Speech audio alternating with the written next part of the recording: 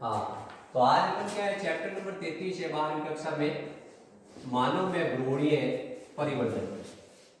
मानव में भ्रूणीय परिवर्तन, मानव में भ्रूणीय परिवर्तन। उस चैप्टर में क्या है, क्या टॉपिक्स है, उन टॉपिक्स का अपन क्या करेंगे, अध्ययन करेंगे। मानव में जो भ्रूणीय परिवर्तन है, अपन कहते हैं कि द्विगुणित द्विगुणज है। क्या है? जो द्विगुणित द्विगुणज है, ये क्या है, मानव भ्रूणीय परिवर्तन की प्रथम कोशिका है। तो सबसे पहला सवाल यही बनता है कि द्विगुणित द्विगुणज है वो क्या है? वो एक्चुअल में निषेचन से बनने वाली प्रथम कोशिका है और मानव में भ्रूणीय अवस्था में बनने वाली प्रथम कोशिका है। मानव में जो भ्रूणीय अवस्था है, उस भ्रूणीय अवस्था की ये क्या है, प्रथम कोशिका है। क्या है? प्रथम कोशिका है। ठीक है, ये आपको याद रखना। जो द्विगुणित द्विगुणज है वो प्रथम भ्रूणीय अवस्था की कोशिका है। जो भ्रूणीय अवस्था उसकी प्रथम कोशिका के नाम से इसको जाना जाता है। ठीक है, अब अपन कहते हैं कि एक्चुअल में क्या होता है, भ्रूण के निर्माण की क्रिया को भ्रूणोद्भवन कहते हैं। ये सवाल आता है, भ्रूणोद्भवन क्या है? तो भ्रूणोद्भवन का मतलब है भ्रूण के निर्माण की क्रिया या भ्रूण के परिवर्तन। जो भ्रूण का परिवर्तन है उसको अपन कहते हैं भ्रूणोद्भवन। भ्रूण का परिवर्तन या भ्रूण के निर्माण की क्रिया को कहा जाता है भ्रूणोद्भवन। व्हाट इज द एम्ब्रियोजेनेसिस, यानी भ्रूण के परिवर्तन की क्रिया का अध्ययन अपन करते हैं या भ्रूण के परिवर्तन होता है, उसको कहा जाता है भ्रूणोद्भवन। अब इस भ्रूणोद्भवन में कई अवस्थाएं आती है। सबसे पहली अवस्था आती है जिसको कहते हैं विदलन। सबसे पहली अवस्था का नाम है विदलन यानी क्लीवेज। दूसरी अवस्था आती है जिसका नाम होता है तूतक। तूतक को मतलब होता है मोरुला। तूतक का मतलब होगा मोरुला। तीसरी अवस्था होती है जिसको अपन कहते हैं कोरक, यानी इसको कहते हैं ब्लास्टुला। और चौथी अवस्था होती है जिसको कहते हैं कंदुक यानी गैस्टुला। गैस्टुला, ये चार आपको अलग अलग अवस्थाएं हैं। चारों में कुछ छोटे छोटे सवाल बनेंगे। उन चारों सवालों की अवस्था का अपन क्या करेंगे, अध्ययन करेंगे। पहले अपन विदलन पढ़ेंगे, फिर अपन मोरुला पढ़ेंगे, फिर अपन कोरक पढ़ेंगे, फिर अपन कंदुक पढ़ेंगे। ठीक है, अब अपन विदलन के बारे में अध्ययन करते हैं। विदलन एक प्रकार का समसूत्री विभाजन है। विदलन की सबसे पहली विशेषता ये है कि एक प्रकार का समसूत्री विभाजन है। ये एक प्रकार का समसूत्री विभाजन होता है। विदलन के फलस्वरूप जब बनी हुई कोशिका, जैसे ये द्विगुणित द्विगुणज है, इसका विदलन होगा। द्विगुणित द्विगुणज का क्या होगा, विदलन। और द्विगुणित द्विगुणज का जब विदलन होगा तो क्या होगा, पहले दो कोशिकाएं बनेगी। एक कोशिका बड़ी होगी, एक कोशिका छोटी होगी। दो कोशिका अवस्था बनती है, ये विदलन है। इस विदलन के फलस्वरूप क्या होता है, प्रथम विदलन होता है, उससे दो कोशिका अवस्था बनती है। एक कोशिका बड़ी होती है जिसको अपन कहते हैं गुरु कोरक खंड या दीर्घ कोरक खंड। दीर्घ कोरक खंड। दूसरी छोटी बनती है उसको कहते हैं लघु कोरक खंड। क्या कहते हैं, लघु कोरक खंड। यानी विदलन के फलस्वरूप जो निर्मित कोशिकाएं हैं, विदलन के फलस्वरूप जो निर्मित कोशिकाएं हैं उसको कहा जाता है कोरक खंड। तो विदलन के फलस्वरूप निर्मित कोशिकाओं को कोरक खंड कहते हैं। ये सवाल भी पूछा जाता है कि विदलन के फलस्वरूप निर्मित कोशिकाओं को, विदलन के फलस्वरूप निर्मित कोशिकाओं को क्या कहते हैं, विदलन के फलस्वरूप निर्मित कोशिकाओं को कोरक खंड कहते हैं। क्या कहते हैं, कोरक खंड। अब आपकी बुक में जैसे ब्लास्टोमियर लिखा हो तो आप समझ लेना कि कोरक खंड का इंग्लिश में नाम है ब्लास्टोमियर। क्या है, ब्लास्टोमियर्स। तो सबसे पहले आप बताओगे विदलन एक प्रकार का समसूत्री विभाजन है। फिर उसके बाद नेक्स्ट पॉइंट आपको बताना है, द्विगुणित द्विगुणज का विदलन होता है और दो कोशिका अवस्था बनती है। एक बड़ा कोरक खंड होता है, एक छोटा कोरक खंड होता है। यानी द्विगुणित द्विगुणज है उसका विदलन होगा, दो कोशिका अवस्था बनेगी। अब अपन कहते हैं कि एक सवाल आता है कि विदलन के फलस्वरूप निर्मित कोरक खंड जो सरकोशिकाएं हैं, उन कोशिकाओं को क्या कहते हैं, कोरक खंड या ब्लास्टुला। फिर उसके बाद तीन कोशिका अवस्था बनती है। तीन कोशिका अवस्था के बाद चार कोशिका अवस्था बनती है। चार के बाद 8 कोशिका अवस्था, फिर 16 कोशिका अवस्था, फिर 32 कोशिका अवस्था बनती है। ठीक है, तो विलयन के फलस्वरूप क्या होता है, नई नई अवस्थाएं बनती रहती है भ्रूण की। ये जो 16 कोशिका अवस्था है, पहले क्या बनी, 2 कोरकखंड अवस्था, 2 कोशिका की अवस्था, 3 कोशिका की अवस्था, 4 कोशिका की अवस्था, 8 कोशिका की अवस्था, 16 कोशिका की अवस्था। इस 16 कोशिका की अवस्था को अपन कहते हैं मोरुला। क्या कहते हैं, मोरुला यानी तूतक कहते हैं। ठीक है, अब एक विलयन की विशेषता है कि विलयन के फलस्वरूप कोशिकाओं की संख्या बढ़ती जाएगी। विलयन के फलस्वरूप कोशिकाओं की संख्या है वो बढ़ेगी। विलयन के फलस्वरूप कोशिकाओं की संख्या बढ़ेगी। कोशिका का आकार घटेगा। कोशिका का आकार क्या होगा, कोशिका का आकार घट जाता है, कोशिका का आकार छोटा हो जाता है। क्या हो जाता है, छोटा, यानी संख्या बढ़ेगी लेकिन कोशिका का आकार छोटा हो जाएगा और भ्रूण के आकार में कोई वृद्धि नहीं होगी। जो भ्रूण है उसके आकार में कोई वृद्धि नहीं होती है। ये सवाल पूछा जाता है कि विलयन के फलस्वरूप क्या भ्रूण के आकार में कोई वृद्धि होती है, तो आपको बताना है इसमें भ्रूण के आकार में कोई वृद्धि नहीं होगी, भ्रूण के आकार में वृद्धि नहीं होती है। ठीक है, कोशिकाओं की संख्या बढ़ेगी, कोशिकाओं का आकार छोटा होता जाएगा। 2 कोशिका, 3 कोशिका, फिर ये 4 कोशिका, फिर उसके बाद 8 कोशिका, फिर उसके बाद 16 कोशिका। तो कोशिकाओं की संख्या बढ़ रही है लेकिन भ्रूण का आकार उतना रहेगा, भ्रूण के आकार में कोई वृद्धि नहीं होगी। ये जो विलयन क्रिया है ये फैलोपियन नलिका में होती है। कहाँ होती है, फैलोपियन नलिका में स्टार्ट होगी, फैलोपियन नलिका में स्टार्ट होती है। ठीक है, विलयन क्रिया को कुछ कारक प्रभावित करते हैं। जैसे अपन कहेंगे ऑक्सीजन की मात्रा बढ़ाएंगे तो विलयन ज्यादा होगा, लेकिन अगर कार्बन डाइऑक्साइड की मात्रा बढ़ा देंगे तो श्वसन धीमे होने के कारण विलयन धीमे होगा। और अगर पित्त ज्यादा होगा तो विलयन धीमे होता है। क्या होता है, या कुछ विशेष भाग में सीमित रहता है। इसके अलावा पित्त कोशिका दर में परिवर्तित होता है। तो विलयन की कुछ विशेषताएं हैं, आपसे पूछेंगे कि विलयन क्रिया क्या है, आप बताओगे विलयन एक प्रकार का समसूत्र विभाजन है। द्विगुणित द्विगुणज का सर्वप्रथम विलयन होने से 2 कोरकखंड अवस्था बनती है। 2 कोरकखंड में से एक बड़ा कोरकखंड होता है जिसको दीर्घ और एक छोटा कोरकखंड होता है जिसको लघु कोरकखंड कहते हैं। फिर 2 कोरकखंड से 4 कोरकखंड, 3 कोरकखंड, 3 से 4, 4 से 8, 8 से 16 और 16 से 32, 16 कोरकखंड अवस्था को मोरुला कहते हैं। अब कुछ पॉइंट है कि ये विलयन के फलस्वरूप जो कोशिकाएं बनी है इन कोशिकाओं को क्या कहते हैं, कोरकखंड। विलयन के फलस्वरूप क्या कोशिकाओं की संख्या बढ़ेगी, तो आपको बताना हाँ कोशिकाओं की संख्या बढ़ रही है। क्या कोशिका का आकार बड़ा या छोटा होगा, क्या कोशिका का आकार छोटा हो जाएगा। क्या भ्रूण के आकार में कोई वृद्धि होगी, तो आपको बताना भ्रूण के आकार में कोई वृद्धि नहीं होगी। ये विलयन क्रिया सबसे पहले द्विगुणित द्विगुणज की होती है, यानी ये क्रिया फैलोपियन नलिका में प्रारंभ हो जाती है। किसमें हो जाती है, फैलोपियन नलिका में प्रारंभ हो जाती है। अब अपन नेक्स्ट टॉपिक पढ़ेंगे मोरुला। क्या पढ़ेंगे, मोरुला।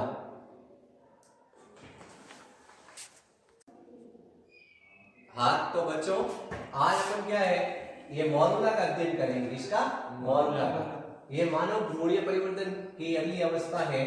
अब मोरुला आपको बता देंगे, ये आपके प्रैक्टिकल में भी काम आ जाएगा और थ्योरी में भी काम आ जाएगा। और इसमें से छोटा सवाल आपसे पूछेंगे तो आप उत्तर भी दे दोगे। आप इससे अगर इससे पहले वाला वीडियो है उसमें विलयन बताया हुआ है, आप उस वीडियो को देख लेना। विलयन के बाद है मोरुला।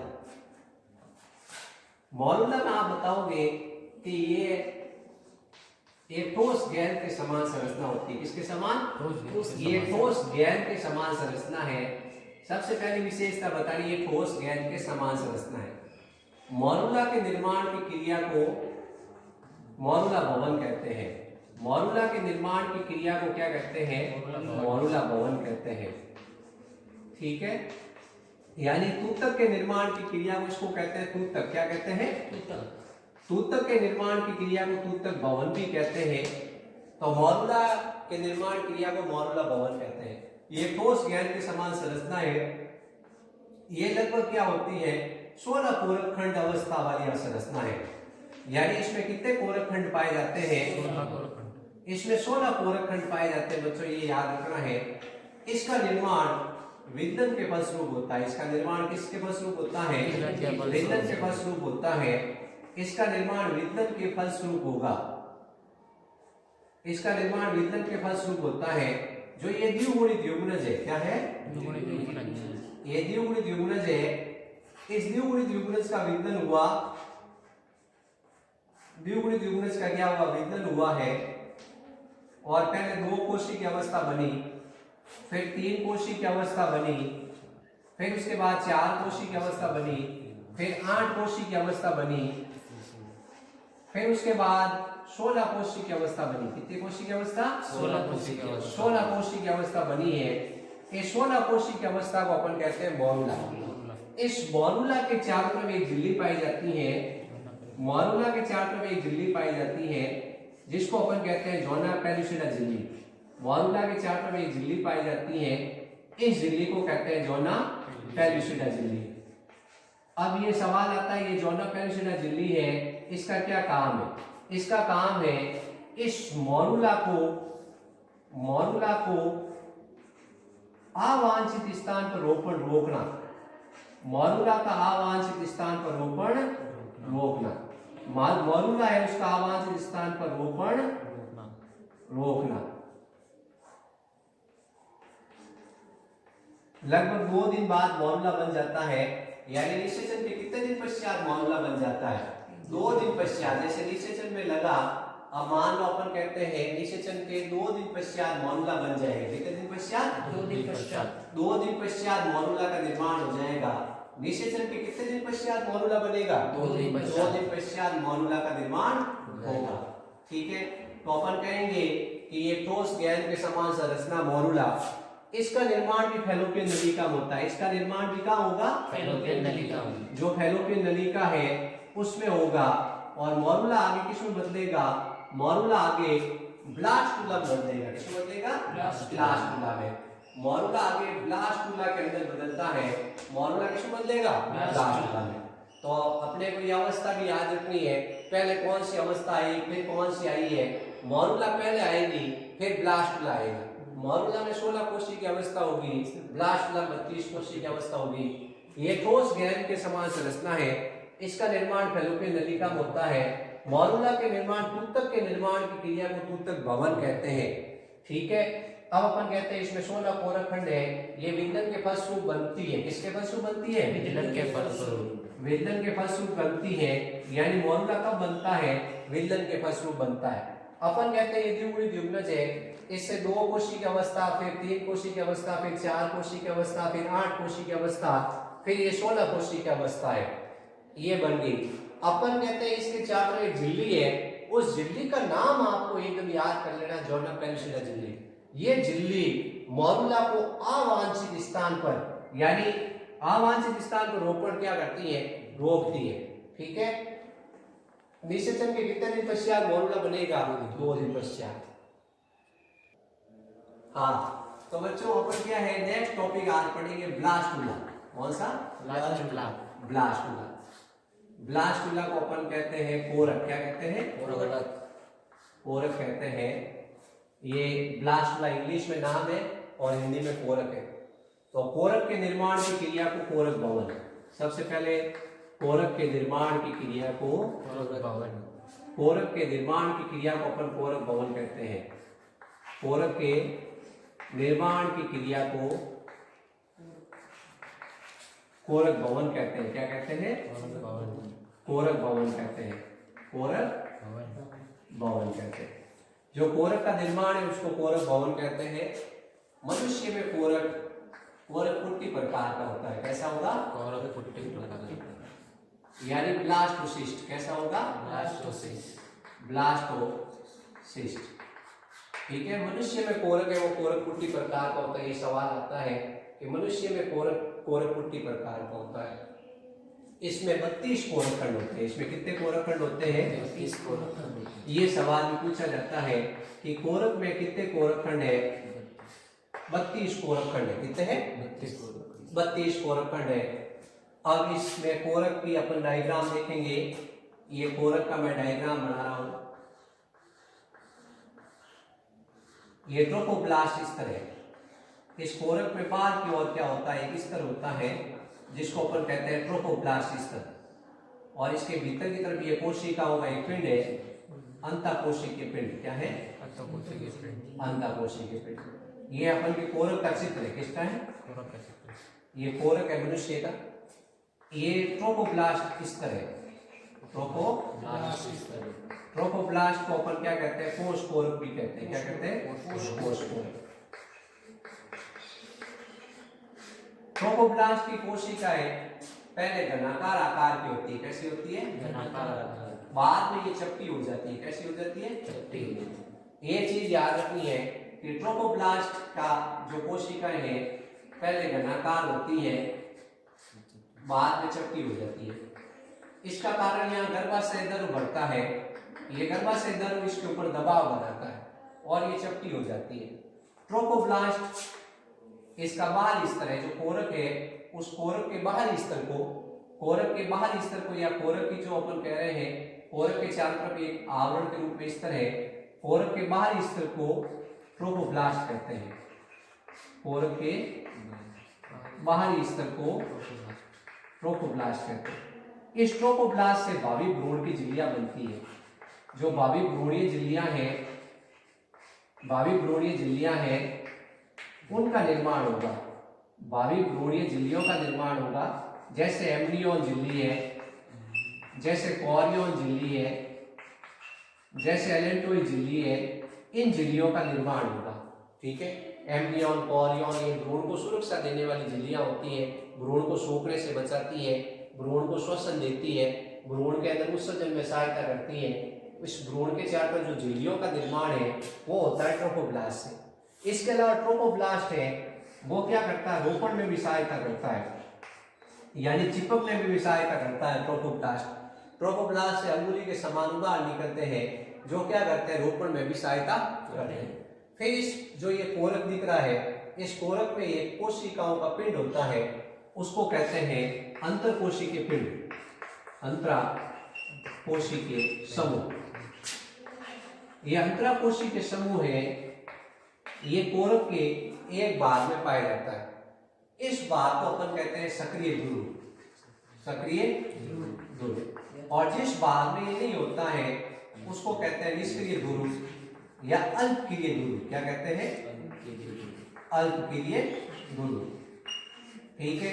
ये हो गए सक्रिय ध्रुव, यानी ये हो गए एनिमल पोल। क्या हो गया? एनिमल पोल। और ये हो गया वेजिटल पोल, वेजिटल पोल। ठीक है?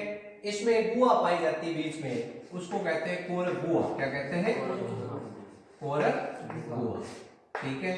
तो अपन कहते हैं कि ये मनुष्य में कोरक है, ये कोरक पुट्टी प्रकार का है क्योंकि इसके अंदर ये गुहा है, कोरक गुहा। इस प्रकार इस गुहा को कहते हैं कोरक गुहा, ब्लास्टोसील गुहा। इसमें अंतराकोशिकीय पिंड एक तरफ होता है, कोशिकाओं का समूह, इससे बनता है भावी भ्रूण। क्या बनता है? भावी भ्रूण। इसका निर्माण होता है मॉरुला से। किससे होता है? जो ये ब्लास्टुला है वो मॉरुला से बना है। मॉरुला में थे 16 कोरक खंड, इसका हुआ विदलन। क्या हुआ? विदलन हुआ और उससे बना ब्लास्टुला। इसके चारों तरफ जोना पेलुसिडा झिल्ली नहीं होती है, इसके चारों तरफ जोना पेलुसिडा झिल्ली नहीं होती। ये अपने को याद रखना है कि भाई मॉरुला के चारों तरफ तो जोना पेलुसिडा झिल्ली होती है, लेकिन इसके चारों तरफ नहीं होती है। ये जो कोरक है जो अपन कह रहे हैं, ये निषेचन के 3 दिन पश्चात बनता है। कितने दिन? यानी 30वें दिन ब्लास्टुला का निर्माण हो जाएगा। जैसे आज मान लो संभोग हुआ है तो 24 घंटे के अंदर क्या होगा? 24 घंटे के अंदर आप देखोगे कि निषेचन हो जाएगा, फिर उसके बाद 48 घंटे बाद मॉरुला बन जाएगा और 72 घंटे पश्चात ब्लास्टुला बन जाएगा। सवाल आएगा ब्लास्टुला कितने घंटे पश्चात बनता है? 72 घंटे पश्चात बनता है। जैसे मान लो आज किसी पति पत्नी ने संभोग किया है तो उसमें क्या हुआ कि मान निषेचन हो गया, उसके शुक्राणु अंदर चले गए 24 घंटे बाद, उसके 48 घंटे बाद मॉरुला बन गया और 32 घंटे बाद ये ब्लास्टुला बन जाएगा। कितने घंटे पश्चात? 72 घंटे पश्चात बन जाएगा। कितने घंटे पश्चात? 72 घंटे पश्चात बन जाएगा। ब्लास्टुला कितने घंटे पश्चात बनता है? 72 घंटे। यानी 3 दिन के अंदर अंदर ब्लास्टुला का निर्माण हो जाएगा। कोरक के निर्माण की क्रिया को कोरक भवन कहते हैं, ये सवाल आप बता दोगे। फिर मनुष्य में कोरक किस प्रकार का है? कोरक कुटी प्रकार का। 1 नंबर का सवाल आ गया, मनुष्य में कोरक किस प्रकार का होता है? कोरक कुटी प्रकार का। अब सवाल आ गया, कोरक में कितनी कोशिकाएं हैं? 32 कोरक खंड है। कितने हैं? 32 कोरक। यानी विंदन के फलस्वरूप निर्मित कोशिकाओं को कहते हैं कोरक खंड। और इसमें कितने कोरक खंड है? 32। ये है मनुष्य का कोरक। इसमें कोशिकाओं की एक परत होती है, कोशिकाओं का एक स्तर होता है। कोरक के बाहरी स्तर को अपन क्या कहते हैं? ट्रोफोब्लास्ट। इसकी कोशिकाएं पहले कैसी होती है? घनाकार, बाद में कैसी हो जाती है? चपटी। अब अपन कहते हैं ये ट्रोफोब्लास्ट है, ये कोरक का बाहरी स्तर, ये बाह्य भ्रूण की झिल्लियां बनाता है और ये रोपण में भी सहायता करता है। फिर अपन कहते हैं कि अंतराकोशिकीय पिंड है, जो अंतराकोशिकीय समूह है या अंतरकोशिकीय पिंड है, इनर सेल मास है। क्या है? Inner cell mass. इस इनर सेल मास से क्या बनेगा? भावी भ्रूण बनेगा। क्या बनेगा? भावी भ्रूण बनेगा। इससे भावी भ्रूण का निर्माण हो जाएगा। ठीक है, अपन कह रहे हैं ये इस तरह से मनुष्य का कोरक हो गया। इस जिस तरह की अंतरकोशिकीय पिंड होगा, जिस तरह की अंतरकोशिकीय पिंड होगा उसको कहेंगे सक्रिय ध्रुव, और जिस तरह की अंतरकोशिकीय पिंड नहीं होगा उसको कहेंगे निष्क्रिय ध्रुव। ये एनिमल पोल हो गया, ये वेजिटल पोल हो गया। ठीक है बच्चों, तो अब नेक्स्ट अपन, हाँ तो अपन क्या नेक्स्ट टॉपिक पढ़ेंगे? रोपण, इम्प्लांटेशन।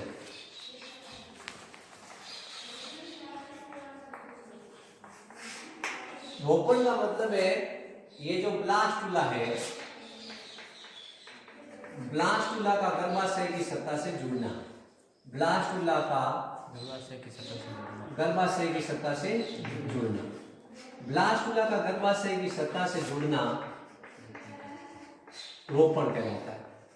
ये ब्लास्टुला गर्भाशय की सतह से जुड़ता है, उसको क्या कहते हैं? रोपण कहते हैं।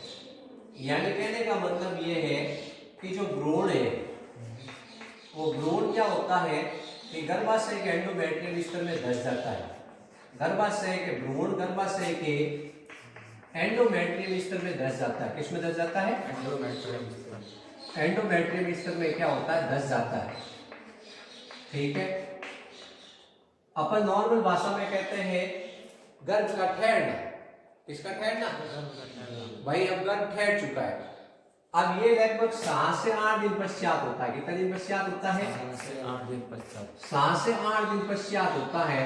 ये कितने दिन पश्चात होगा? 7 से 8 दिन पश्चात। जैसे मान लो अपन कह रहे हैं कि भाई जैसे निषेचन 24 घंटे पश्चात हुआ, मोरुला 48 घंटे पश्चात बना है, ब्लास्टुला 72 घंटे पश्चात बना है। रोपण कब होगा? 7 से 8 दिन।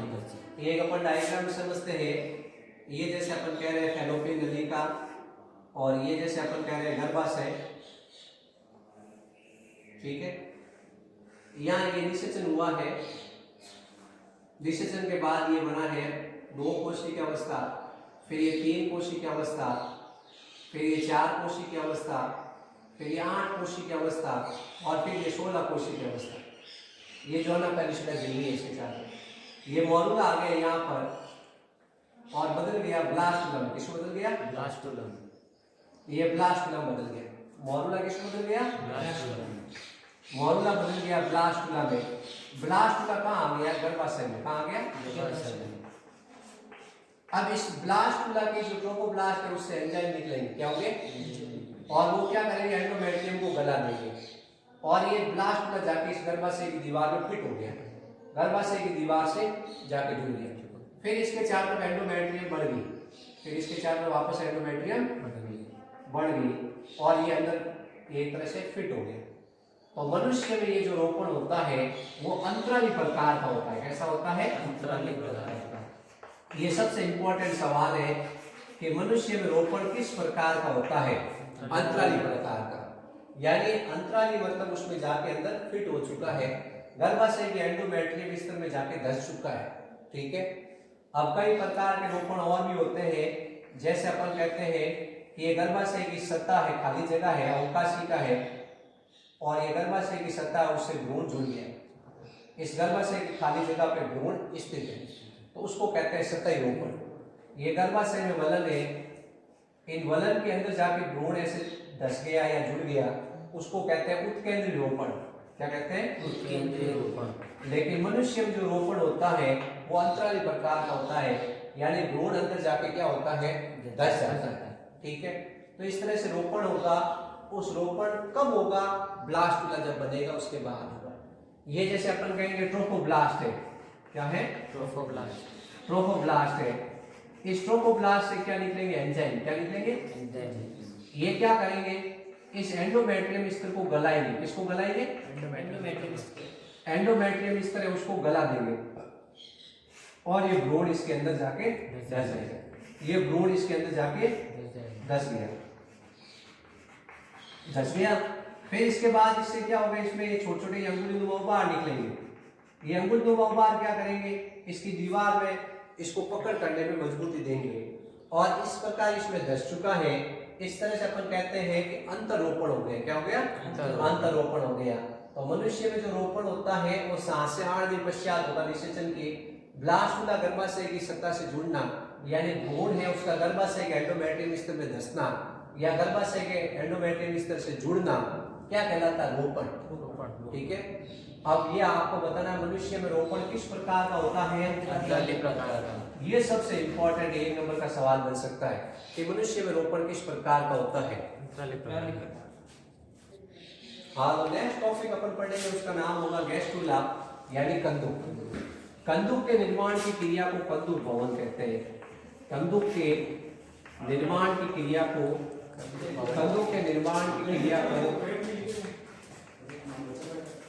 कंदुक भवन कहते हैं। क्या कहते हैं? कंदुक के निर्माण की क्रिया को अपन क्या कहते हैं? कंदुक भवन कहते हैं। एक्चुअल में ये ब्लास्टुला से बनेगा। किससे बनेगा? ब्लास्टुला से। ब्लास्टुला से ये बनेगा। ये गैस्ट्रुला किससे बनेगा? ब्लास्टुला से। ब्लास्टुला से निर्मित होगा। ये किससे निर्मित होगा? ब्लास्टुला से। ब्लास्टुला से। इस गैस्ट्रुला में एक विशेषता याद रखनी है कि इसमें 3 जनन स्तर होते हैं। कितने होते हैं? 3 जनन स्तर होते हैं। 3 जनन स्तर होते हैं। ये सवाल आता है कि 3 जनन स्तर किस में पाए जाते हैं? 3 जनन स्तर पाए जाते हैं गैस्ट्रुला में। एक्टोडर्म, एंडोडर्म और मेसोडर्म। कितने जनन स्तर होते हैं? 3 जनन स्तर होते हैं। एक्टोडर्म, एंडोडर्म और मेसोडर्म। इन तीनों जनन स्तरों से क्या होता है? भावी भ्रूण बनता है। क्या होता है?